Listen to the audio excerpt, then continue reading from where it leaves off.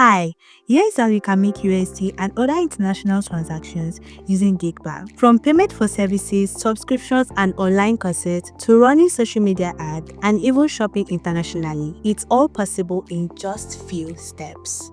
First, open your Gigbanc app and log in. If you already have a virtual card, tap Cards on the bottom menu. If not, here is how to quickly create one. Go to Account and then you click on Receive Money. You'll see three options. Send payment link to fund your account with a link, Fund Wallet to fund via a debit card, from other bank to fund via transfer. Fund your account with at least the equivalent of $2. Next, return to your dashboard and tap Convert. Convert from your Naira wallet to your USD wallet. Now, back on the dashboard, you'll see Create your USD virtual card. Tap it, choose dollar since it works everywhere and continue. A Gigbanc USD virtual card costs only $1 to create. Enter the amount you want to load, minimum of $1. Confirm your transaction PIN twice and your virtual card is instantly created. You will even get a notification to confirm. To use your card, go to Cards on the dashboard. Select your USD card. Tap View Details. Enter your transaction PIN and you see all your card details. Now,